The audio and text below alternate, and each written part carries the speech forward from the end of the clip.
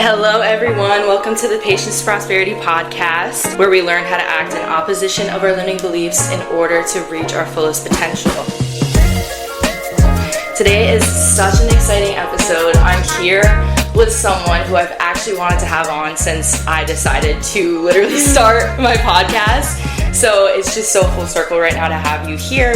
I have Miss Wanda. Tell the audience a little bit about yourself, how you got into your journey. Yeah, so my name's Wanda. I'm really happy to be here.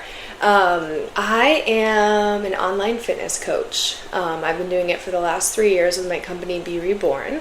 I got into it because fitness was something that kind of was always present in my life. Like, my family always had me doing sports, staying active throughout high school, all those things.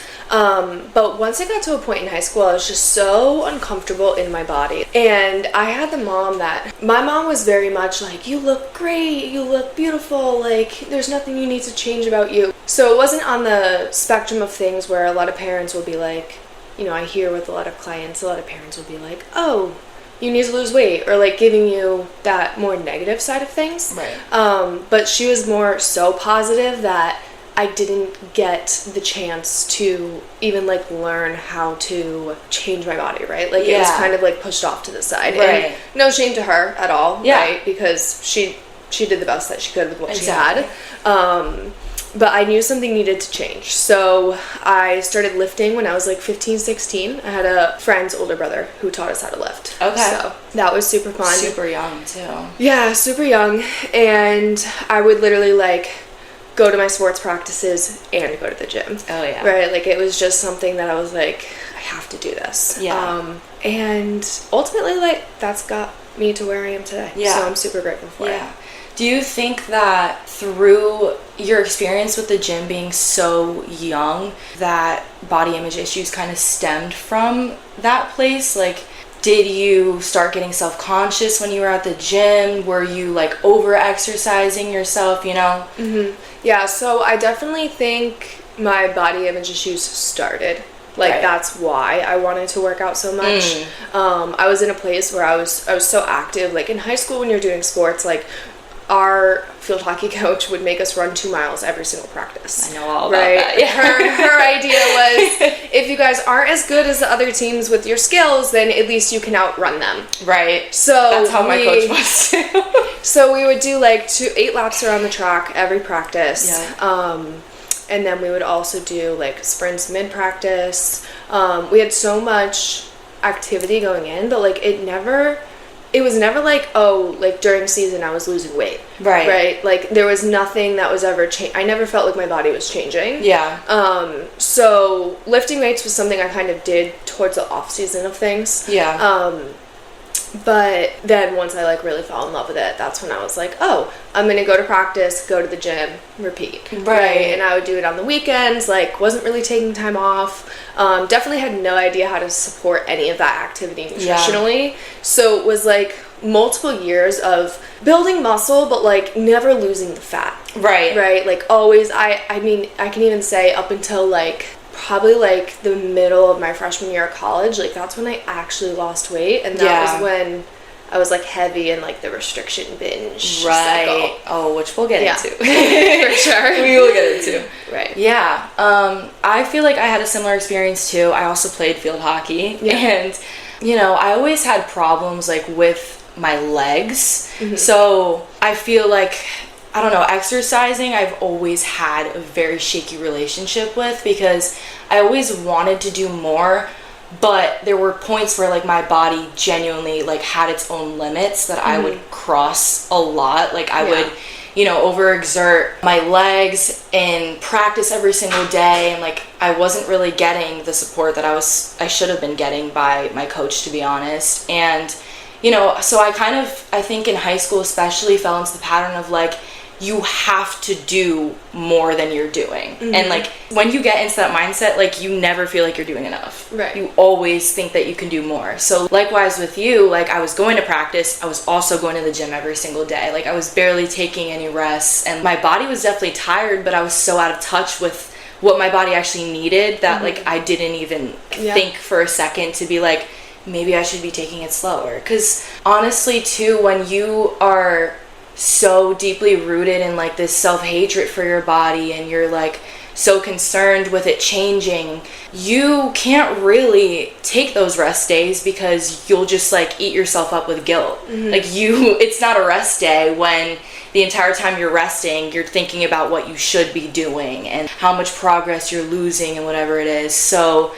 a big thing actually for me, when I was an athlete in high school, I had compartment syndrome in my legs, which I won't really get into that much, but basically it made me have to heal my legs, get surgery for it, and basically learn how to walk all over again. Yeah. So I didn't know that happened to you. Yeah. So it took me from this place of like, oh my God, let me do so much, to I can't even walk again.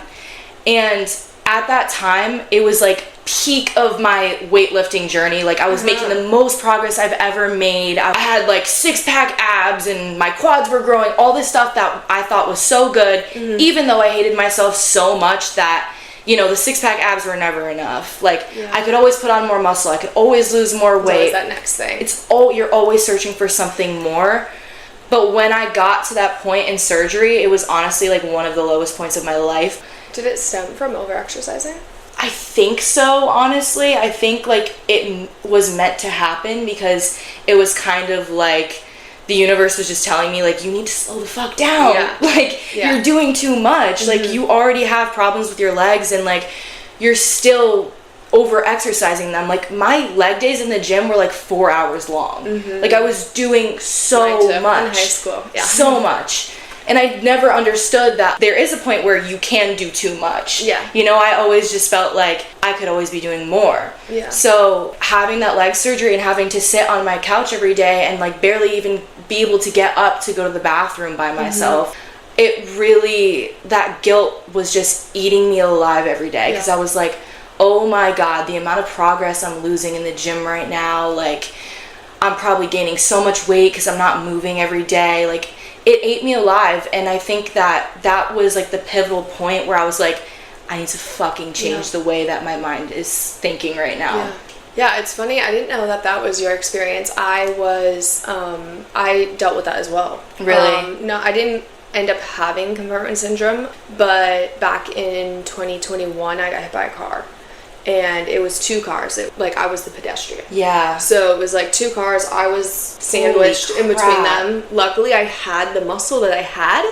Yeah. Because I truly think to this day that if I didn't have the quads that I had, my femurs probably would have snapped in half. Oh my God. Right. It wasn't like I was pinned for long. Like, I remember the ortho coming in being like, how long are you stuck? I'm like, I don't know, dude. Like, is the impact not enough? And I ended up staying overnight in the hospital because they were like, you could develop compartment syndrome because that's common with crush injuries. Yep. And luckily when this happened, I was already in a point where I was working with a fitness coach. Okay. And so when it happened, I had like the support that was like, you're gonna be fine, like make sure you're eating like salmon and anti-inflammatory foods, and like I had that support then. Yeah. If that happened when I was younger, I would have probably been in the same situation as you, like feeling so guilty for not moving. Right. But I was in PT for like 12 weeks too. Like just learning how to get range of motion back in my knees. Like you can't really walk like right afterwards. My legs looked like I was a zombie in the apocalypse because of all the bruising. Yep. And yeah, so luckily that happened later on in my journey. It wasn't like, it was a setback, but it wasn't something that like, you know, put me in a place where it was like, oh, it was just a freak accident. But going off of your experience with like field hockey in high school too, I remember one of my core memories, and like God bless my coach, like I really don't think she realized, again, like everybody does the best they can with what they have, right? But at that point my coach was going through a lot, grieving like the loss of her husband. Okay. But I remember sophomore year, I started field hockey freshman year. Literally never played before. One of my best friends was doing it, so I was like, oh, I guess I'm gonna play field hockey, right? Like I don't know what else I'm gonna do. Like a lot of high school athletes start. So I did freshman team. Had so much fun with it. Loved it. Fell in love with it. And then I was playing defense mainly. So like in field hockey, it's just that back 25 yards on defense. Right. But I remember I like wanted to become a midfielder because I wanted to like make goals and like feel like I actually had an impact on the team, right? So I was like trying out and I was like, I'll do like defense, midfield, whatever. And I had worked a lot in that off season so that I could get my skills better and like I could actually like be a good player and like hopefully like first line. Right. And I remember my coach, they put me on swing. So they put me on junior varsity, but they were like, you can swing into varsity, like depending on the games and stuff and depending on how you're doing in practice. Yeah. But then she pulled me to the side and she's like, the reason we can't put you on varsity is because you're the slowest midfielder on the team. Wow. I had like an 8-minute mile. Like, come on. Like, I'm 15. I was trying so hard. I was never a runner. Yeah. Growing up, before I got into field hockey, it was like gymnastics and karate. Like nothing that's like cardio based. Yeah. Gymnastics from like 5 to 10, and then stopped that and did karate. My brother was doing it, and one of my best friends was doing it, and she like forced me into it in middle school. But nothing that was cardio based. Nothing that was running up and down a field. Right. So like that wasn't something that I had experience with. Right. And I just remember feeling like such a fucking loser. Yeah. Because like she pretty much just pulled me to the side and was like, you're not good enough because you're not fast enough. And I'm like, yo, I'm running 2 miles every day. Like I'm dying. Yeah. I'm doing the very best that I can. High school sports can be so toxic. Yeah. So toxic. Absolutely. Especially at the age that you're in high school, it's just like such a pivotal age for your development. Like you're just getting out of that really weird, awkward phase of middle school, and you're just now like trying to find who you are, but being told that like you should be someone else because everyone else in high school, like you want to fit in, you know? Right. You don't know how to be yourself. You just want to be what everyone else is because you don't want to get made fun of at the end of the day. You don't want to be the outcast. Absolutely. But in terms of like training for sports in high school, I completely get that like toxicity. Like and it's also like your whole world. 100%. It's like I have nothing else to show for myself but my competitive abilities on the field. It's like you feel like that's your identity. Yeah. And absolutely. For me, my coach was like, obviously, like you said, always trying to do the best that they can. And at the end of the day, they just want to win because it looks good on them. Like, I get that. But I felt like I was just not supported at all. And it got to the point where I was running every single day. I was sprinting when the whole team was sprinting, but I got slower over the years because I had compartment syndrome since freshman year, and I didn't realize that I had it. I think I had it since birth, actually. And I just didn't know that I had it, and I have always had chronic shin splints on top of that. Yeah, me too, girl. Yeah. You know how that goes. Running in field hockey cleats on a track. Like, come on. Horrible. Like, horrible. Why did we have shin splints? Right. Because of that. Right. But I was constantly being told that I wasn't doing enough. Yeah. I was going to physical therapy every single day. I was icing my legs. I was taking those ice baths. I was doing the hot compress when they told me. I was going to the trainer before and after practice. Like, I was doing everything possible because it was important to me. Like, field hockey was important to me. I wanted to be able to show up for my team. I was a starter on varsity. Like, I didn't want to let my team down. And, you know, it definitely got to my head that, like, I wasn't able to play at the ability that I knew that I was capable of. So I think that's when I fell into the gym a little bit, because I was like, oh, like, I don't need to run right now, so, like, this is something that I think that I can get really good at. And then when I saw that I could push heavy weight in the gym, like, I just wanted to keep going more and more and more. So the competitive athlete in me kind of came through in lifting. But I think I fell into really bad habits very easily, because when I started lifting, I wasn't coming from a place of self-love. No. You know, I didn't know how to love myself at 15 years old. I was still going through so many body image issues, and, you know, I was comparing myself to all the people I saw online, and everything that young girls go through nowadays, I was going through at the time. Right. And that creates really toxic behaviors, and I think for me too, it stemmed from kind of like my relationship with my mom, and I kind of just wanted to mention it on this podcast today, because I think that it is something that a lot of young girls go through, and so many people don't realize that, you know, the way that their mom looked at themselves in the mirror and talked about themselves, and the way that you saw that as a young girl has a lot to do with how you see yourself growing up. Absolutely. I think your parents have when you get to your, college age, when you're starting to go off on your own and you're starting to, just having to care for yourself. Yeah. Right? There is, and this is something I mention with clients all the time, right? Yeah. It is not necessarily your fault, right? It is not necessarily your fault that you have the beliefs that you have. 100%. Because growing up, your parents are like God to you. Yeah. Right? They're the ones that are putting food on your plate. They're the ones packing your lunches. They're the ones controlling your schedule, whether you sign up for a sport, whether you don't, right? Mm-hmm. Like, they are the ones that are doing the very best that they can, right, with what they have. But they're the ones controlling basically what you do throughout the day and what your life looks like. And what I think gets really hard is, for our age too, like, social media came about like right when we were like going into high school, right? And that's when there was a heavy influence there. So you're learning one thing from your parents, seeing other things online, you don't know how to decipher which, right? And then you get to an age where you go to college and it's like there's no one looking after you anymore. Right. I think that's when people dive a little bit deeper on social media to look for the direction. 100%. Which you can find anything online to support any belief. Right. Right. And it gets to this point where you have to create your own beliefs.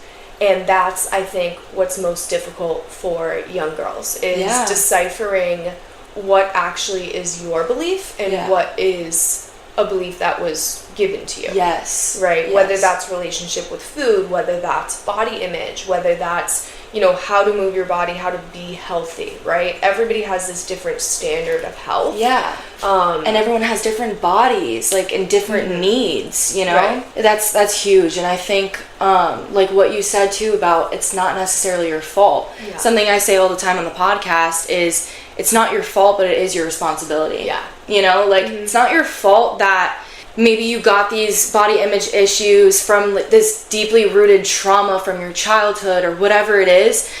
But now it's up to you to figure out what you're going to do with that. Are you just going to let that guilt eat you up every single day? Or are you going to, let your thoughts consume your mind whenever you're eating, whenever you're in the gym, whatever it is, just like these really unloving thoughts? They're not going to go away unless you do the inner work. And the inner work is not easy. It's not something you want to do necessarily.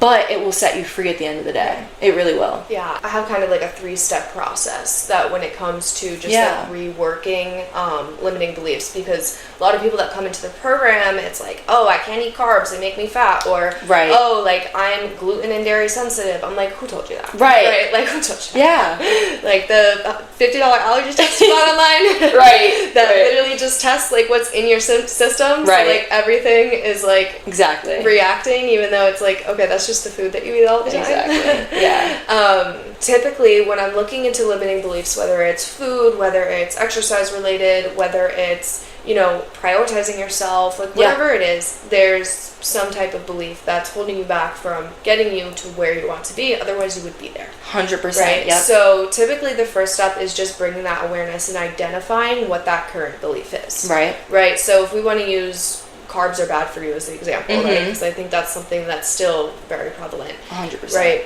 You have to identify who told you that carbs are bad, right? Where did you get that information from?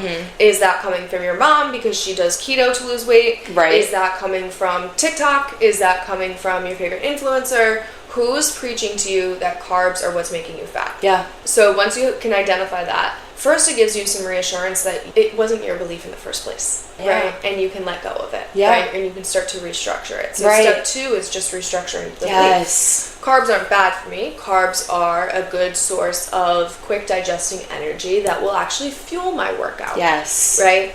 And then the last one is just reinforcing it. Having that bowl of pasta and telling yourself, oh my god, I'm going to have such a good workout after this. Or, having the rice, like all these like simpler carbs that are a little bit more, demonized. Yes.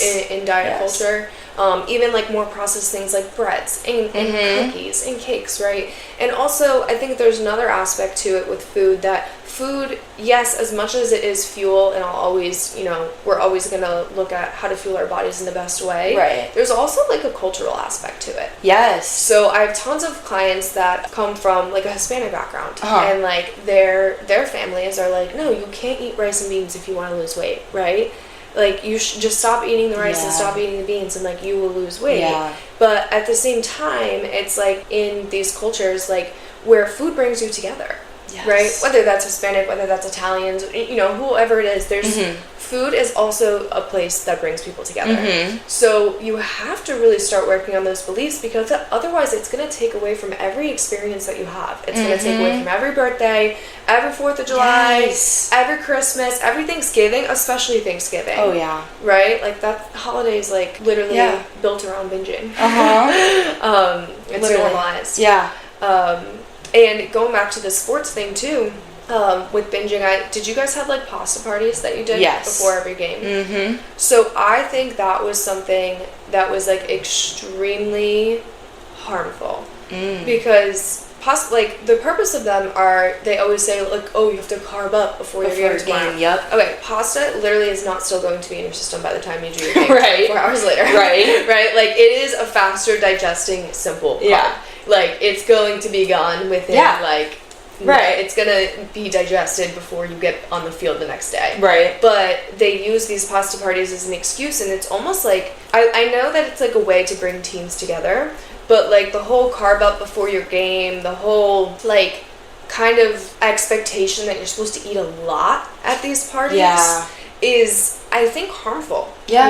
In a way where you're almost like being encouraged to eat past your limits. Right. You're almost being encouraged to, it restructures that belief system that like, oh, like, I'm gonna burn it all off anyways, right? Like, where you have to earn your calories or earn your food, because you're gonna have such a hard game tomorrow. Right. Yeah. I love that. And I know, like, even my coach, like, we would kind of be demonized for grabbing the brownie at the pasta parties. Like, he was very like, don't eat sugar during the season. Sugar's the devil.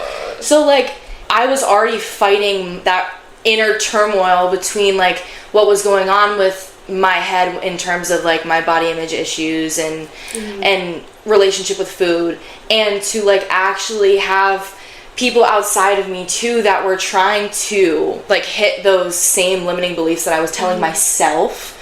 They were just basically confirming them. Yeah. So I was like, okay, how am I supposed to think any differently? My coach is telling me that I'm supposed to be eating this way, and I can't eat carbs, and I can't eat sugar and whatever.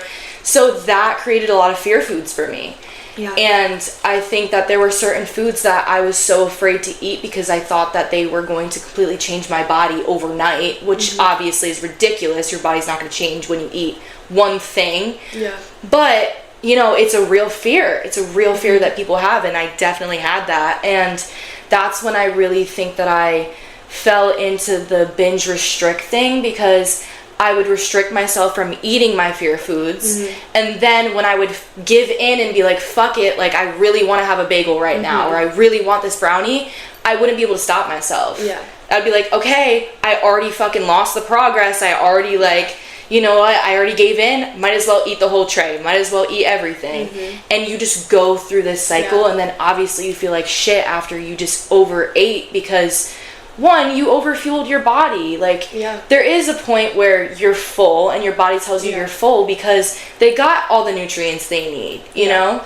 And I didn't understand what my body needed at the time. I didn't understand, like, you get to a point where you don't even know when you're full anymore. You don't even know when you're hungry anymore, because your body is in fight or flight. Like, they say your animal brain goes off, and it's basically like animals in the wilderness, they're just thinking about, I need to get food, when am I going to get food, and like, if they're attacked, they run away. Like, they're constantly in fight or flight. Very simplified, Right. So when you are constantly thinking about food, thinking about your next meal, worrying about what you're going to eat, your body doesn't understand when it's going to eat again. Yeah. So then you're like, why am I holding on to so much fat? Because your cortisol levels are crazy right now because you don't know when you're going to eat again. Your body's scared. Your body's holding on to fat because it's scared that, like, it's going to starve itself to death, you know? Like, your body is always trying to protect you and always trying to work in your highest benefit. Like, it's always doing everything it can to keep you alive. Yeah. And I think I needed to go through that surgery and go through the point where I eventually developed PCOS, which is a hormone condition. Yeah. And I truly believe it's because my relationship with food drove my cortisol crazy. And, like, I was never eating consistently at, like, a balanced diet. Like, I would eat balanced or whatever for a few days, and then I would fall into the binge and restrict, and it was a constant cycle. So my body was just so confused, so up in the air, and that caused me to get PCOS through that, which so many girls deal with.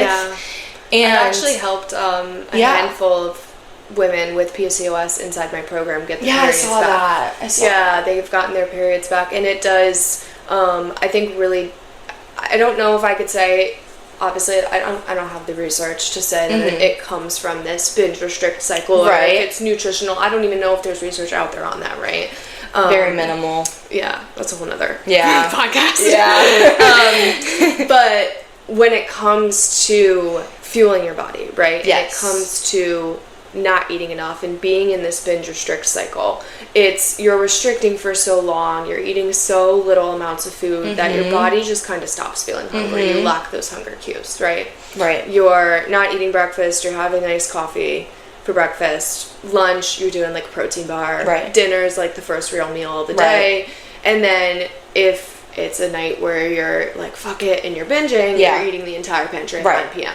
Right? And then it's just cycles of that over and over and over. But for the majority of the time, your body's not getting the nutrients that it needs. And your body needs, as a woman, on average, right? Everybody's different. Everybody can eat a little bit more and a little bit less. But on average, you should be getting around 2,000 calories a day. Right? Because that's what you burn every day. Just naturally, you're burning 2,000 calories a day. But when you put yourself in this binge and restrict cycle, your body doesn't necessarily, you're not getting that amount of food regularly, right? Maybe you're getting 1,200 calories, 1,300 calories, and your metabolism starts to down-regulate and slow down because of it. And it does this because it knows that it's not getting the food, it's used to not getting the food, so it has to be more efficient on less.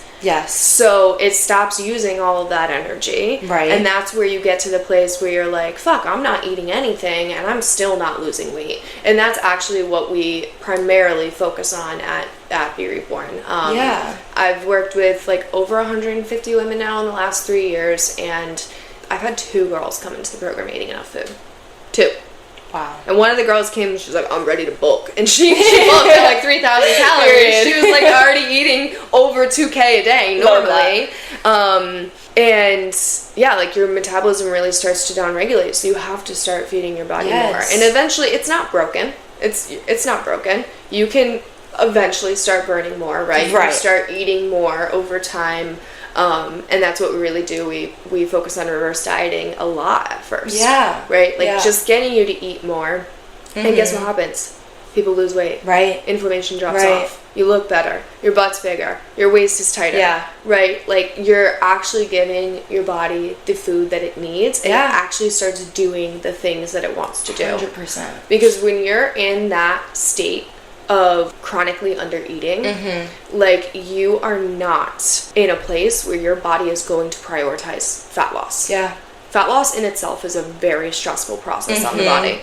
Like when my clients go into a fat loss phase, like we make sure well beforehand that their stress is managed, their sleep is good, like all of the things that cause stress in general, like we make sure that that's as low as possible, because we're about to put your body in a stressful state. Your body doesn't want to lose weight, doesn't want to lose fat, so it's crazy how diet culture, the demonization of foods, I'll just eat nothing because I have no idea how to just eat in a deficit.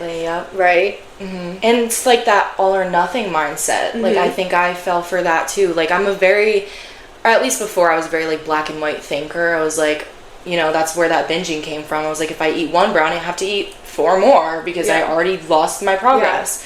But where... I'll restart tomorrow. Yeah, right. Yeah. But, like, so many women fall into the problem where they're like, okay, my goal is to lose weight, and they try to do things all at once. Like, they try to change everything all at once. Like, go from eating, you know, a 2,000 calorie diet to cutting that to 700 calories a day to working out for 2 hours a day when you didn't even work out at all before. And it's like, you need to take gradual baby steps because the reason, obviously, why we try to cut everything out automatically all at once is because you want to see those results as fast as you can. I get that. I was you at that time.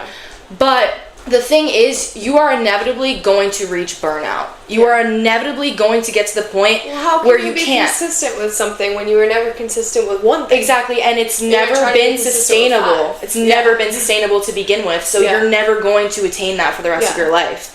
So what you're doing is basically setting yourself up for failure. But when you take these gradual baby steps of like, okay, maybe I'm just gonna, you know, try to research this a little bit more today. Maybe tomorrow I'll try to eat a fear food and see what thoughts come up for me. Like literal, just like the tiniest baby steps will help you create that mindset, because ultimately you're not trying to change your body. You need to change your mindset, you know, like, and the body changes are going to come with it. Right. Like I would argue, and let me know if you agree with this. I would argue your relationship with food is only as good as your relationship with your body. Like if you love your body and you love your body enough to know that everything that you put into it is intentionally to fuel it and to help it do what it needs to do for you to keep you alive every day, then you're going to eat things that are good for your body, and you're not going to feel guilty about the things that maybe aren't as good for your body, because you know that your body will figure it out. You know? So I think you only have issues with food if it's stemming from a hatred towards yourself and towards your body. Yeah, and I think to even go further on that, it's not just relationship with your body, it's just relationship with you. Yes. It's just the relationship you have with yourself. 100%, yeah, for sure. Like, it's, and going off of kind of what you were saying with, like, trying to do all things at once, right? That puts you in a place, you're most likely you're doing that because you're coming from a place of, like, I hate everything. Like, I hate looking in the mirror. I hate everything about my habits. I hate everything about myself right now. Yeah. So let me fucking change all of it at once. And then you can't stick with it. Right. And then you get put right back in that shame cage. Right back in that place. Just like, God damn it, you're not good enough. Right. Like, you can't even do that. You can't even stick to a diet for a week. Like, you can't even get to the gym 4 times. Like, yo, relax. Like, you literally weren't doing anything before. Let's find one thing you can change. Right. I have a girl I just signed up for the program on Tuesday, and I didn't even give her a workout program yet. Yeah. I said, listen, you told me that past times when you would hop into the gym, you'd go, like, super hard. Yeah. You'd feel like shit. You'd be so sore for days on end. I said, this week, I'll give you a workout program on Monday. This week, from Tuesday to next Monday, I want you to go on 5 20-minute walks. Nice. Move your body a little bit. Right? Get your body used to just, like, being less sedentary. Yeah. And then we'll go in and, like, intentionally work out our muscles. Right? But for now, go swimming. She lives in New Hampshire on a lake. Go swimming. Go on a 20-minute walk. Yeah. Go move yourself more than you're doing it now. And then next week we can aim to get to the gym 1 or 2 times. Right? And then in 6 weeks from now we can aim for, 4 to 5 workouts a week. Yeah. But right now, let's just start with doing a little bit more than what you're currently doing. Right. And I promise you, by the 6-month mark, you're going to be right where you want it to be. Yeah.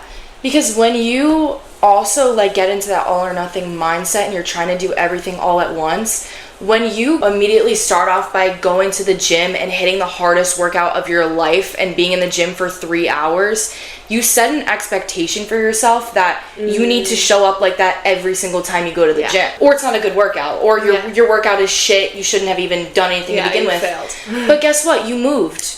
You went outside and you did a 15-minute walk. You moved. You went outside and you did something. You moved your body. That is something that you should be taking pride for. And I think it's so easy to just fall into that all or nothing mindset when you have these body image issues and stuff. But also another thing, tailoring off of body image issues, I feel like I have to bring up just everything that we see in the media every single day. You know, like you see these girls on Instagram, whether it be they got the body that they're flaunting right now naturally, or they got plastic surgery, whatever it is, no matter what, even if you know Kim Kardashian has plastic surgery, when you go on her page, you feel like shit about yourself, you know?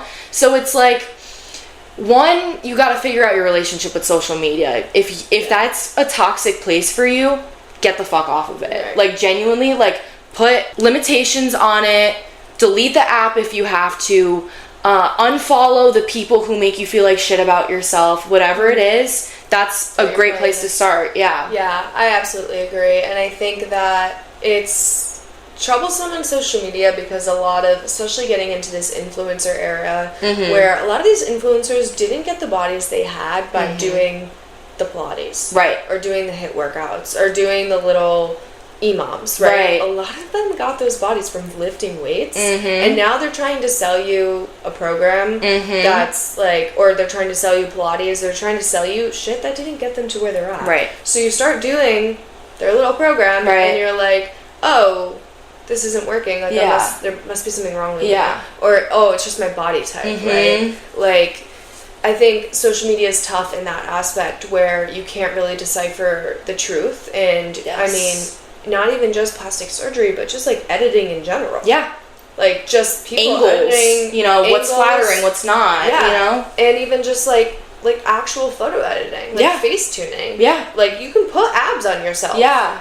Like, don't believe everything you see on the internet. Also, like, going back to what you were saying, like, a thought that came through is, like, even when I got to the point where, you know, I had pretty defined abs and, you know, I lost whatever weight I wanted to lose at the time, even though I was always a pretty skinny person. Like, I never was holding on to a shit ton of weight. Like, I always had a pretty toned physique because I was an athlete my entire life. And I was always moving in some way. But since I started my journey with weightlifting, already not liking myself, when it got to the point where, you know, I reached my fitness goals in terms of, like, physique, I didn't love myself. No. You know, I still didn't know how to love myself. Recognize it. Right. So you have to recognize the fact that you have to love yourself as you are right now, even if it's not where you want to be. Even if you want to lose 10 pounds and you want a skinnier waist and a bigger butt or whatever it is, you're never ever going to appreciate and truly love yourself when you get to that point if you don't accept yourself for who you are and what you look like right now. Right. You know? And I think going off of that, it's a double-edged sword, right? Because once you start to love yourself, don't allow it to make you complacent. Yes. Right? You can't allow it to be like, well, I love myself, so I'm just not going to move my body and eat like shit and not be healthy. Right. It's like, no, you love yourself because you're showing up. Yes. You love yourself because you're eating the healthy food. Like, that is how you show yourself love. Yes. Right? And in turn with that, you're eventually going to start reaching the goals. You're going to lose the stomach, you're going to get the bigger glutes, whatever it is you're chasing, right? So, and it's just so much more consistent to work with. Like, if you're doing it because you know that this is how you show yourself love, there's no reason you should come home one day and be like, I don't want to go to the gym. Right. And it's like, you may as well be like, I hate myself today. Right. Right? Like, no, these are the things that you're doing to show yourself love and to build that trust with yourself and to build that love with yourself. It's not, you know, I love myself, so I don't have to change anything. Yeah. Right? Because I think that's where some people can get complacent. Yeah. Right? And that's where I think some of the body positivity movement can get a little crazy at times. Right? Where it's like very overweight individuals being like, well, I love how I am, so I'm just not going to do anything. Yeah. And I'm like, no, I think that's you just, you know, trying to make yourself feel better about you not doing anything. Right. Right. Right. So, yeah, just shifting your focus to being like, I'm not working out because I hate the way I look. I'm working out because I want to love the way I look. Yes. And I want to show my body the love and the care and respect that it deserves, right? Like, at the end of the day, your body's your home. Yeah. Right? Exactly. We only get one of them. And you have to take care of it. And something that's been very eye-opening for me, I know you're a little bit younger, you have health insurance through your parents. But in America, health insurance is very expensive. And I got my own health insurance, well, because I'm running a business for myself now. Right. So I got on it. It's a lot of money, and I have like a deductible of $10,000. Yeah. So it's like you pay $300 a month for your insurance, and then you still have to spend $10K before you get anything covered. Right? Ridiculous. I went for a dermatology checkup just to get, like, I've never been to the dermatologist ever. So I went to just get like freckles, moles, things checked out. They just sent me a bill for $180. What? Like what? Like, what are you saying right now? Oh my god. And it's like, imagine what it's gonna be like if you spend so long treating your body like shit. Yeah. Treating it like it's not your home. Exactly. And you're, 25, 30, even 40 years old, and you get diabetes. That shit's not cheap. Right. Insulin isn't cheap. Right. Doctor's appointments are especially cheap. right now where we have like an insulin. Gym memberships, $40 a month. Yeah, exactly. I think that's a really important part to note too, is that like we're not trying to sit here on this mic and demonize working out right now. No. Like we're saying like you will get to a point where you're healed enough to understand that when you show up for yourself, that is an act of self-love. Yeah. Like you're working with your body. You're not working against your body. Working out and wanting to build muscle is a great thing, because that shows that you're not only looking for a short-term goal right now, you're looking far into the future when you're 70 years old and you have grandchildren of your own and you can sit on the floor and play with them because you showed up in the gym and you built that muscle instead of sitting at home and, not moving your body at all, and now you're frail in your 80s and you can't do anything. Yeah, my grandparents both turned 90 this year, and they walk. Yeah. They're fine. Yeah. Like, my grandparents are really, they're the epitome of health. Yeah. We spent a lot of time with them growing up. They took care of us a lot. And I remember we would wake up and at their house on Saturday morning, we'd have a sleepover, and my grandma would be like, okay, we're gonna go walk around the neighborhood, and we'd be walking for like 2 hours. Yeah. We'd do so many miles. Yeah. Like, that was my grandma's thing. She would walk around, and she lived up in Madison, and it was like hills everywhere. Like, not easy walks. My grandfather, when I think he was like in his 70s. Yeah, probably in his 70s. My grandfather had like a heart rate of like 40. Like, his doctor was like, whoa, what? Like, why is your resting heart... his resting heart rate was so low. And that's a really good indicator of health. Because it means your heart is more efficient. Right? Like, if it has to beat less per minute, then it's being more efficient with the way it's transporting oxygen and everything throughout your body. Right. Like, he had the heart rate of, like, an Olympic athlete at, like, 70 years old. Like, there was never a time where my grandparents couldn't take care of us. My grandparents were chaperones for a lot of field trips, and it's because they simply just like showed up for themselves, and they ate healthy, and they took care of themselves, and I have so many good memories of doing things with my grandparents because of it. Yeah, for sure. And I think like it's a longevity standpoint too. Like, I really just wanted to hit on like the short-term versus long-term goals. Like, if you are really just focused on your physique and your body image, ultimately that's a short-term goal, right? Like, ultimately, you, especially when you do that all or nothing and you're just trying to fix everything all at once, that will never sustain you in the long run. You're eventually going to gain those 5 pounds back. Take it from me, I did it. 100%. Me too. Like, it will always... Your body's always going to change, especially as a woman. You go through phases in your cycle where you're holding on to a little bit more weight some weeks, and some weeks you feel a little bit leaner, like, so absolutely. If you're always focused on how you look, you're inevitably going to be upset with how you look at times, because not even just because you could be eating everything to a T, exactly how you think you're supposed to, whatever it is. just being a woman in general, you're gonna hold on to some more weight on some weeks in your cycle. Like, and it's not fat. It's and just it's not fat. inflammation. Yeah, it's water. just water. Right. Yeah. The last 2 weeks of your cycle is typically when we start to see a little bit more water retention, a little bit more inflammation. Yeah. You know, your hormones are spiking and dropping.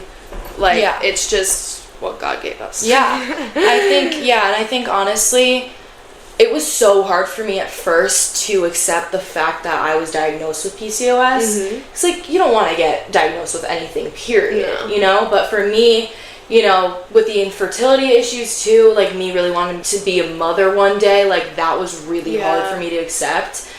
But I'm at a place now where I'm like, I see why I had to get diagnosed with that. Because at the time when I was diagnosed, I was still going through those binge and restrict cycles. I was still over exercising so much, like refusing to ask for help from anyone, not opening myself up to anyone. And I realize now that I needed to have that diagnosis in order to actually understand how much my body is doing for me every single day. And how much, like, and to also learn about your I was menstrual cycle for the first time ever. That too, because no one talks about the female menstrual cycle. I was put on birth control when I was 15. 15, I was on the pill. I just came off of it last year. I had no idea that the first day of your period was the first day of your cycle. I didn't even know how long your cycle was supposed to be. Like, I knew nothing about it. Nothing. They don't teach you anything. They really don't. So it was, honestly, I think it was imperative for me to go through, you know, getting PCOS, through all of this, even if it made me feel so guilty in the end, because I was like, I did this to myself. Like, I'm the reason why I might, you know, have infertility issues for the rest of my life. I needed to have that blame on myself. I needed to go through all that to be like, oh my God, all my body needs from me is for me to be working with it, not against it, you know? Absolutely. So, you know, now I'm taking the measures of like, I'm seed cycling and I'm like working through, like I'm researching my cycle. I'm researching what I should, what nutrients are good for me in certain phases and what exercise is good for me. Because that's also a really hard thing that I want to hit on. I feel like you can also definitely agree with this. The gym is a very male-dominated scene. Like, you go to the gym, it's predominantly men in the gym. So it kind of puts on this stigma where, like, we should be working out as hard and as often as men do. But females do not have the same metabolism, do not have the same bodies, do not have the same hormone cycle as men. Right. Men work on a 24-hour basis. Our cycle is a month long. You're going through changes every single day in your cycle. So to say, hormonally, so to say that you should be pushing and exerting your body in the same way every single day is so not true as a female. And it's so dependent on the individual as well. 100%. Depending on how your symptoms are leading into your cycle. Me personally, my PMS week is I'm a little bit lower energy and more fatigued pre-period. And then I feel like a fucking rock star on my period. I'm like, yeah, baby, we fucking lifting today. Right. I know that sounds crazy because most people are like, no, my period sucks. Yeah, like, no, I feel insane. I feel so good on my period. And actually, testosterone peaks when you get your period. So that can be a reason why you're a little bit more strong, a little bit more anabolic in that sense. But it's funny that you mentioned this because when I learned to work out, I learned through a friend of mine's brother, who was more like a dad. I think I want to say he was like 35 when we were like 15, so big age gap. And he really wanted to get his sister into working out because he had been like a power lifter in his like early 20s. He loved the gym. He's super strong. He still lifts. He can lift like 800 freaking pounds. Like, he's still a really strong dude.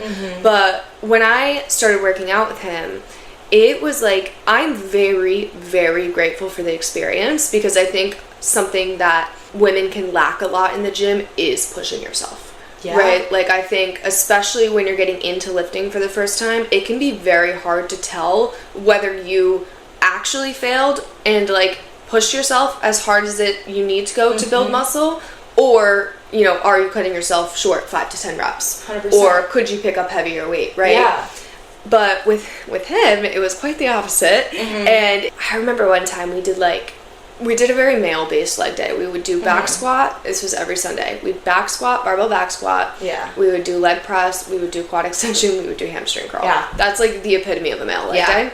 But we would squat, and I had strong legs from being an athlete, and I was like squatting a plate very soon, but I wasn't necessarily focused on technique, range of motion, those things. But I learned how to push myself because these dudes would be like, no, keep going, keep going, keep going. Right. Right. And there was even sessions where I would like throw up. Like I would like squat, go straight into the leg press, be doing drop sets, like literally dying, and like run to the bathroom and throw up, and like I'd feel better after I threw up. Yeah. But like you don't have to push yourself to that point. Right. And then going based off kind of what we said earlier, that is where we can get in a place where it's like, damn, if you didn't throw up in that workout, then it wasn't a good workout. Right. And part of anything being good is you have to have bad workouts, right? In order to even have a good workout. Yes. And you will have bad workouts. Yeah. And that's fine, right? And that's fine. And I think that was something I used to push intensity really hard. I didn't have the knowledge around nutrition on how to even recover properly. For anyone that's listening to this, recovery is not freaking saunas and ice baths. Recovery is eating a good amount of food, eating a good amount of protein, drinking your water, and getting good sleep at night. That's what true recovery is. I mean, it definitely took a while for me to learn. I learned the intensity early on, which was good, but then it took me a while to learn how to dial it back. Right. And now I'm like, okay, during my PMS week, I'll typically dial back the intensity. Instead of doing 100% effort or 90% effort, I go for that like 60 to 70%. I'm not huge on like, oh, you need different types of workouts for different phases in your cycle.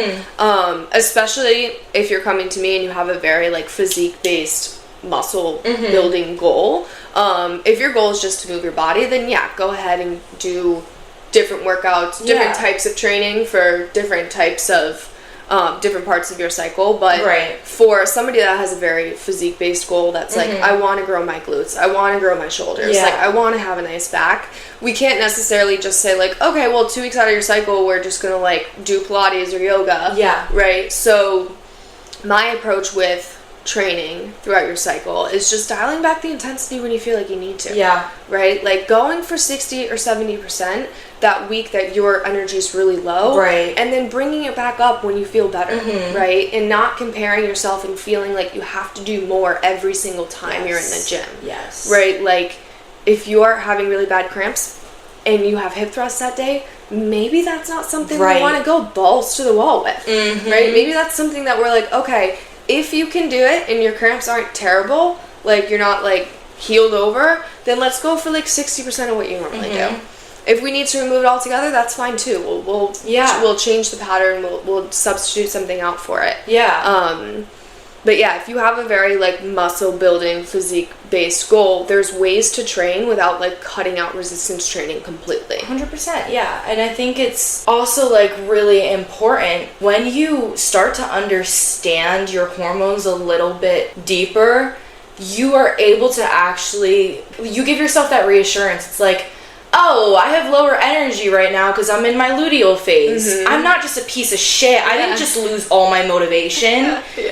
I just literally am a female and I'm trying to go through life right now and I'm trying, So like I think that's also what helped me so much with working out and exercise was honestly just trying to understand my body better. And for everyone listening, if you're a woman especially, like just research a little bit about your hormones because it will give you so much clarity. Or DM me on Instagram and I will send you I did a whole Zoom call with my clients on what the menstrual cycle even is. Love that. And how to change your nutrition around it to optimize things too. So if anybody wants that training, I can send it to you for free. She'll have her socials plugged in the description below. But alright, so switching gears a little bit, I think it's only necessary, honestly, to talk about guilt and shame when you're covering these concepts because that is probably the primary emotion that everyone is feeling, especially if you're going through this, listening to this right now. Like, I know you have a lot of thoughts that are just shaming you into changing your body and shaming you into doing more at the gym. And the truth is, like, you cannot shame yourself into change. You can only love yourself into change, you know? Like, it's never going to work for you if it's always coming from a place of shame and guilt. It's not sustainable. Yeah. It might work.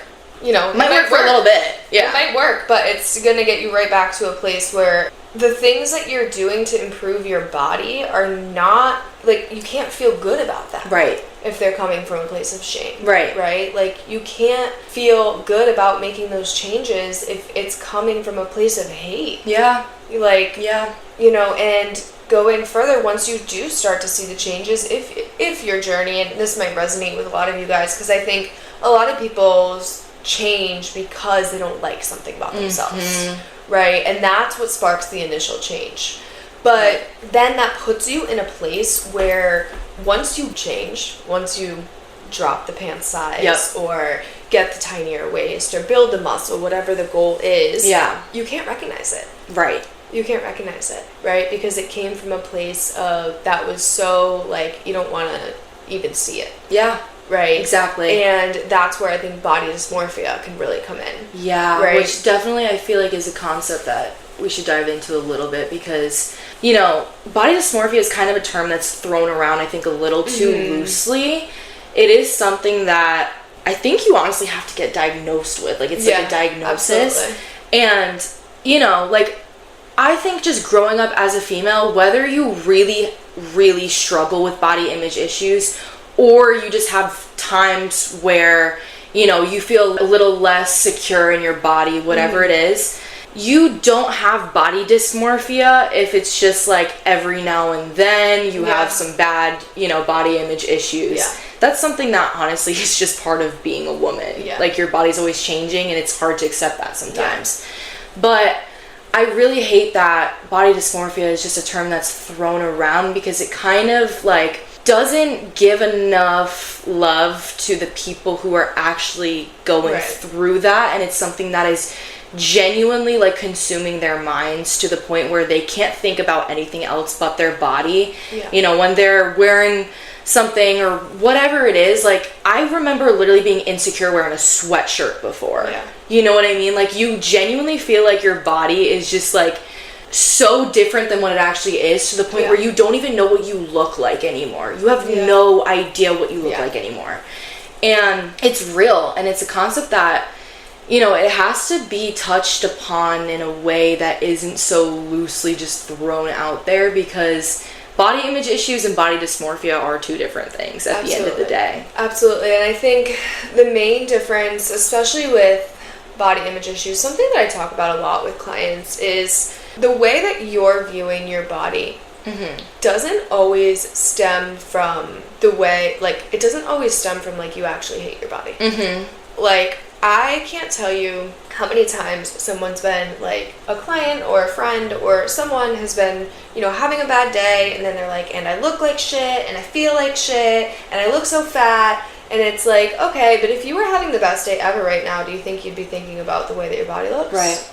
Right? A lot of the times it's like when we tap into those lower emotions that you don't want to feel, right? Maybe you're stressed about your relationship. Maybe you're stressed about something with school. Maybe something deeper is going on, and you're just using your body as a way to almost bypass looking at the actual problem. Right? I think that's where a lot of body image issues stem from. It's not that you have body dysmorphia. It's not that you know, have a body image issue, really, even. It's that you don't know how to deal with your emotions. And you have to reflect it onto something external that feels like you can control it and you can change it, right? Instead of actually being like, wow, my boyfriend's actually, like, a piece of shit. And, like, I don't want to break up with him, so let me just, you know, internalize this as something that's, you know, just has to do with my body and stuff. And I think you also, like, have to understand the root cause. And, like, where everything is actually stemming from, because I think we said in the beginning, like, sometimes it's not your own thoughts. Sometimes this trauma buildup, or, these really negative thoughts that go through your head every single day pertaining to your body image issues or your relationship with food. Sometimes they were someone else's thoughts to begin with. Maybe it was something that someone said to you when you were a young child. Maybe, like I said in the beginning, maybe it was something with your mom and the way that she, maybe spoke hate about her body and you picked up those habits. Whatever it was, it's really important to actually try to get to the root of where they're stemming from to begin with, because I don't think that I was able to actually start the healing process until I identified the root. Right. Until I was like in the gym one day and I went in the sauna after and I was sitting there journaling and I was like, okay, where the fuck did this stem from? Like, I didn't just like randomly hate my body one day. Like, this has been going on my entire life. Like, I remember having insecurities as far as elementary school. That's not something that my brain wasn't just wired when I was born to hate myself. Yeah. It's something that you pick up. Yeah. So, and it only gets worse and worse when you don't work on it and when you completely just don't even look at where it stemmed from to begin with, because that's where healing starts. It's from the root.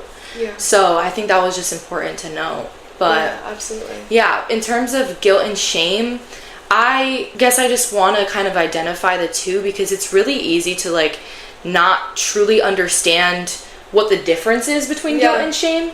So I think shame is feeling like you are not enough, feeling like you are not comfortable in your own skin. You are shaming your entire being. You are not comfortable with who you are. Guilt is feeling guilty for something that you did. Like an action.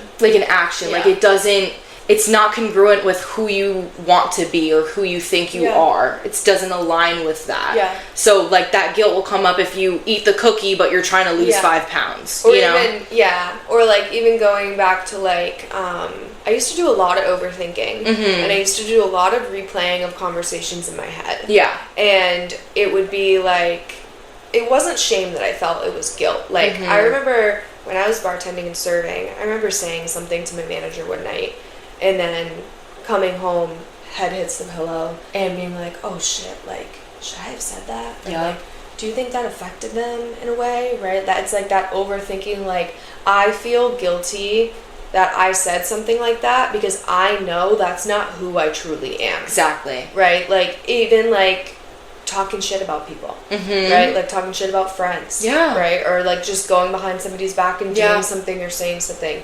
That's guilt. Because you know that that's not who you want to be. Exactly. And I think that's where that comes from. I think shame is definitely something that's tied more to like your self-image. Yeah.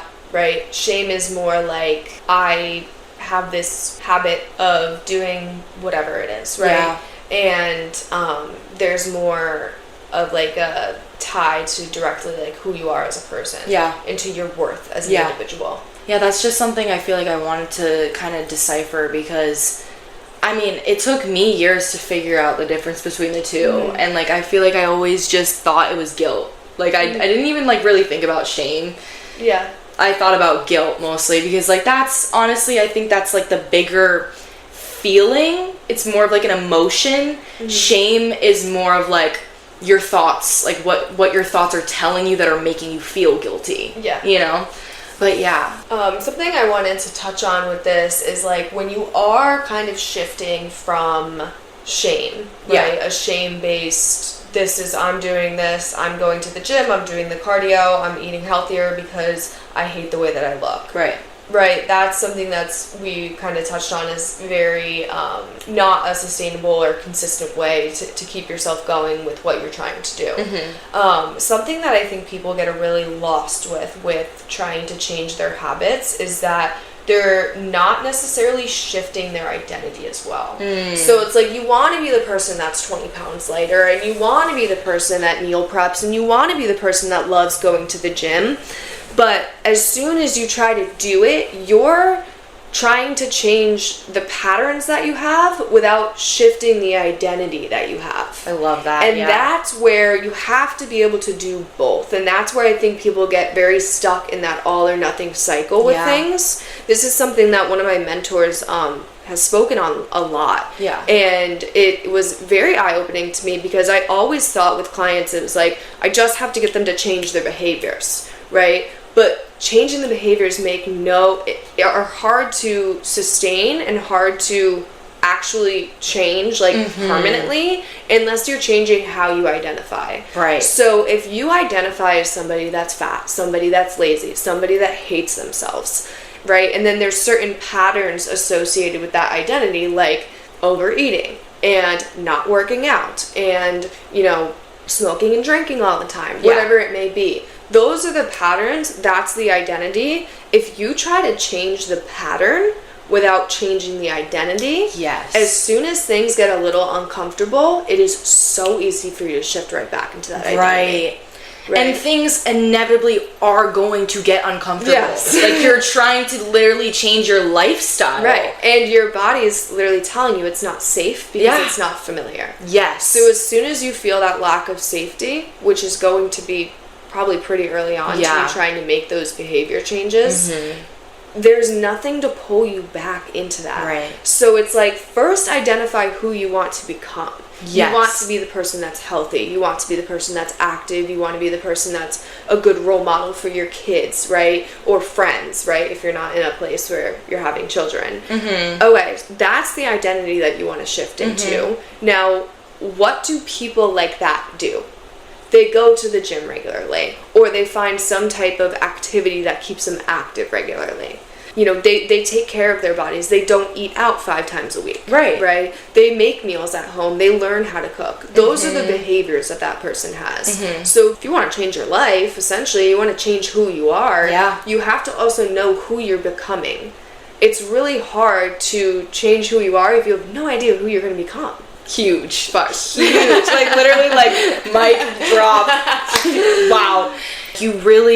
You just nailed that right on the head right there. Like, so many people just, like, they don't even understand what it is they're trying to become. It's just like, oh yeah, I just, like, want to lose weight. Yeah. Okay, but like, who are you and who do you want to become? Yeah. Yeah, that's huge. Yeah, that's literally the first step that we take even when someone inquires about the program. I'm like, okay, what's your current situation and what's the big vision? Yeah. Right? Like, who are you right now and who do you want to become 6 months from now? Let's start having that conversation and we'll figure out the things that we need to do in between. Right. That's what I try to implement a lot with my podcast too. Like, I'm always talking about, like, even my intro is talking about, like, pushing past limiting beliefs to get to your highest self. Yeah. So I'm always, like, trying to, really implement what your highest self is. And, like, you should be living your life in the same way that you think your highest self would be living their life. Yeah. Like, you should be taking the same measures that they would be taking, because that's how you transform into that person. That's how you literally meet your highest self and then you become your highest self. Yeah. You just have to know literally where you're going first. Yeah. So I think, like, going back to the baby steps, like, you have to just, like, slowly implement these changes one by one. You can't try to just, like, do everything that you see your highest self would be doing all at once, because that's, like, right now, that's not where you're at right now. You would have to change every single thing you're doing. Yeah. When in reality, right now, we should probably just be focusing a little bit on the quality of our thoughts to begin with, because our thoughts are not going to let us even get to the point where we're, identifying as our highest self, because our thoughts are so negative right now. Our thoughts are so unloving right now, and they're not going to work with us to get where we want to be. They're working against us right now. So I think, honestly, just learning to detach from your thoughts and understand that just because you thought something doesn't mean it's true. Right. Just because you told yourself something does not mean that it is truth, it is Bible, and that's what you should take and run with for the rest of your life. Like, you are not your thoughts. Yeah. And understanding that your thoughts are often there in a place to keep you safe. Right, your ego is literally just trying to keep you safe. It's just trying to keep you safe. Because when you start thinking a different way, there's so many unknowns that come with it. Yes. And your nervous system's not ready for that. Like, your nervous system's there to keep you safe. So, like, a lot of that ego, a lot of that inner critic that's coming in, that's telling you can't do 2 more reps, that's telling you can't do that, like, you can't get to the grocery store. All of those things, those are just because you're not used to doing that yet. Yeah. And those thoughts will go away as you continue to show up as that person that you want to be. Right. Right? Like, it's like, and, you know, there will be maybe times where they creep back in, but at the same time, like, you have to do the things of the person you want to become, right? Like, if you think about, like, millionaires. Yeah. Millionaires didn't become a millionaire and start working their asses off. Right. They worked their asses off to get to that point. Right. Right? Pro athletes didn't become pro athletes because they didn't eat, breathe, and live the sport their whole lives. Like, that's why they became pro. Yeah. And I think that's what's really hard about a fitness journey. Yeah. Is that you're following blind faith. Especially if you're not working with somebody that's giving you the structure that you can trust, that is giving you the accountability. Like, your gym journey, your fitness journey, since things don't happen overnight, like, you are following it blind. You truly have to trust the process. And if you don't trust yourself, how the fuck are you going to trust a process that has no place in, like, telling you whether you're actually going to come out on top? Yeah, I love that. That was very well said. The word trust, like, really just struck a nerve for me too, because it truly does come down to trust. Like, you right now, if you're in a place where you hate your body and you're so concerned that, like, everything you eat is going to make you gain weight, or it's going to, like, make you lose progress and backtrack, you are not trusting your body right now. You're telling your body that you don't trust that it's going to do what it needs to do to keep you alive and to keep you safe. Like, you're literally telling your body that, like, you don't have any faith in it to do what it needs to do for you. When in reality, it's always trying to keep you safe. It's always trying to do what's best for you. Right. So I think that was a really important note. Yeah, and I think it's really common where we're at with social media to, like, instant gratification is so prevalent. Oh yeah. Like, TikTok destroyed my attention span. Yeah. Like, there's just that need for the next swipe, the next scroll, the next hit, whatever it is, right? And it takes a lot away from just being able to trust a process. Right. Because it is long term. It's not instant gratification. Yeah. It's going to come long term. Building a business has taught me that so much. Yeah. Right? Like, knowing that I just hit a goal recently that I set out 3 years ago. Yeah. And, like, I really had to trust myself, and I think that was a really big block for a long time. Like, I didn't trust myself. I had a problem where I only kind of, like, trusted everybody that was above me. Right? Like, putting people on that pedestal. And, like, I kind of needed someone to tell me what to do with my business in order for me to keep moving it forward. So, like, self-trust is huge, whether it's a fitness journey, whether it's your healing journey. Like, if you can't trust that you're going to become what you want to become, and, like, you can't trust yourself then in your body, like, it's going to be really tough. And to build off of that, self-trust is created by yourself. Yes. So, like, it's not a hard thing to get, right? I shouldn't say it's not hard. It's simple. It is simple to learn how to trust yourself. All you have to do is do the thing that you say you do. Yes, because that builds self-confidence. Like, you literally are proving to yourself that you're stronger than you think you are. And if you don't do what you're saying you're going to do, that's where the shame comes in. Yes. That's where the guilt comes in. Right? That's where the overwhelm comes in. Yeah. A lot of people, especially with starting a fitness journey, it's just so overwhelming. It's overwhelming because you know that you're not doing the things that you know you should be doing. Yeah. That's all overwhelm is. Yeah. Or you're putting way too much on your plate from the very beginning. And you're making a goal that isn't attainable to begin with. You're setting an expectation for yourself. And that's something that I say in so many of my episodes. Like, you have to actually set intentions instead of expectations. Because when you're setting an intention before a workout, I just want to feel really strong today. Yeah. And you're not setting an expectation, I need to pick up this weight for this many reps, I need to do this, that, and the other thing. Then those expectations, like, if you're in a phase where you just, have low energy that day, then you feel like a failure when you don't reach that expectation. But if your intention was just to move your body that day, cool, Right. you did that. And that's great in the beginning too, because then when your intentions become less broad, they can get more specific when you're ready for it. Right? That's not to say you have to go into the gym every day. That's just like, I just want to feel good. Right? Because, you know, working out sometimes doesn't feel good. Right. Like, you are pushing yourself, right? But in the beginning, when you're initially starting this and you have no idea what you're doing, that's when it's like, okay, I like the intention besides the expectation, right? Like, and then you can choose when those intentions get more specific. 100%. Yeah. Like, start off a little bit broad. Be like, I just want to move my body today. Yeah. And then it goes into, I want to feel a little bit stronger, or, you know, like, I want to push myself a little bit today. Yeah.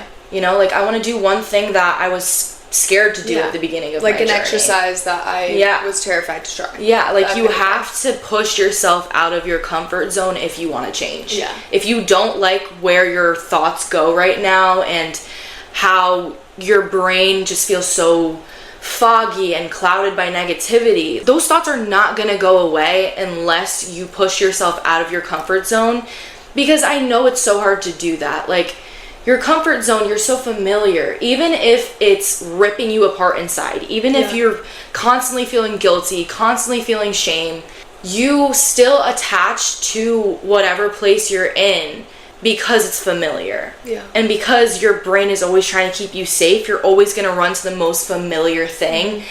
But in reality, if you're trying to change, you need to push yourself past your limits, past your comfort zone. It has to be unfamiliar for a while. Yeah, for sure. Absolutely. Okay, so I feel like that's a great place to stop. So as we come to the end of this episode, if you want to just, like, say one thing for someone who's listening that's going through, you know, maybe some relationships with food that aren't so great and having really bad body image issues and trouble, like, working out in a loving way, what's something that you would say to that person? I think it's all going to come down to awareness. Start creating awareness around your thoughts, around your daily habits. Start creating awareness to how you speak to yourself. Yes. Right? We probably speak, like, I'm forgetting the statistic, but something like hundreds of thousands of words a day, right? Or tens of thousands of words a day. Right. Verbally.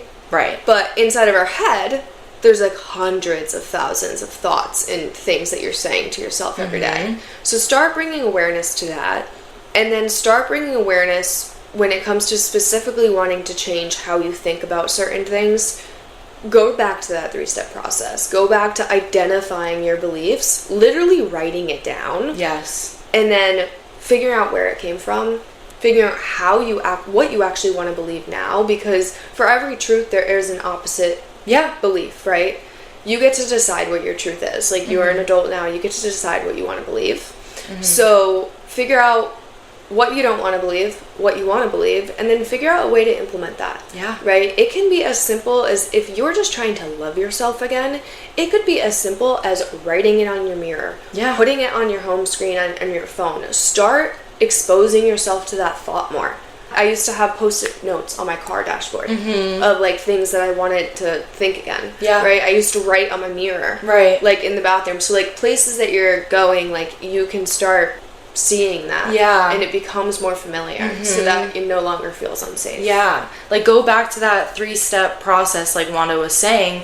Don't only recognize that thought and recognize that it's negative, that you don't want to think that way, but actually replace it with a thought that you want to think, like, with a positive thought, you know, like, if you're telling yourself, oh my god, I can't wear this because it makes me look like this, replace it with, wait, no, there's nothing wrong with my body. Maybe I just want to wear a different shirt. You know, like, maybe it's just that. So I love that. And I think that was a great place to stop. But tell the people a little bit about your program and where they can find you. Yeah, so I'll have Lizzie put my Instagram down below, because my last name is a tough one. My Instagram is Wanda Andrejecsk. We're on there, and my company is called Be Reborn Fitness, where we really are focused on just helping women become the most confident versions of themselves, and really starting to treat their bodies like their home. And, you know, Be Reborn really came from, took me a long time to figure out the name and the logo and everything, and it really came from being inspired by the Phoenix, and how, you know, going off of all like the limiting beliefs and stuff, like the phoenix like rises, burns, it becomes a new thing all the time, right? Like there's a life cycle of it. And that's where I really got our branding from, because I was like, I want women to come into this container and completely destroy every belief that they've ever had around diet culture and come out on the other side of it. And we do this through a very educational process, as well as just like providing a safe space for our clients. I love that so much. Yeah. It really like touches on the reborn part, you know, like you can reinvent yourself as many times as you wish you can. And I think that's something that people don't understand. They just think that like they have to think this way for the rest of their life. They have to live their life exactly how they're doing it for the rest of their life. But it's like, no, you have a choice. Like everything is a choice at the end of the day. Absolutely. You know what I mean? So I love that. I love that so much. And yeah, definitely check her out, because if you are someone who, you know, needs that support, and also like, please ask for help. If you're someone who is going through these things, reach out to someone, because 9 times out of 10, you will find someone who is going through the same thing as you. You are not the only person who goes through body image issues and stuff, even if it feels like you are in the moment. And I think it's really important to just note that you have to become comfortable with being vulnerable a little bit and opening up to people, because people want to help you. And take Wanda as an example for that. Go to her, DM her. She will take you in open arms. I'm here. And she's someone that I think is just so great to go to for advice or for programming, whatever it is, because she will see you exactly for where you are at your journey, whether you're just starting to heal, whether you're in the midst of it and you don't even know where you need to go right now, what the first step is, whatever it is. She will meet you exactly where you are. And she's someone who has gone through this before. Like, she is someone who has had these body image issues and has overtrained and I have died and come back to life more times. So it's like, you know, like you wouldn't go to therapy. You wouldn't want a therapist who didn't go through therapy themselves, you know? Like, I'm not saying Wanda's a therapist, but like... in some ways she is. We do a lot of mindset work. But yeah, that too, like she's not just focusing on like physique goals, like she is trying to get your mind right too. She will focus on implementing really good habitual mindset shifts. So check her out. And thank you everyone for listening.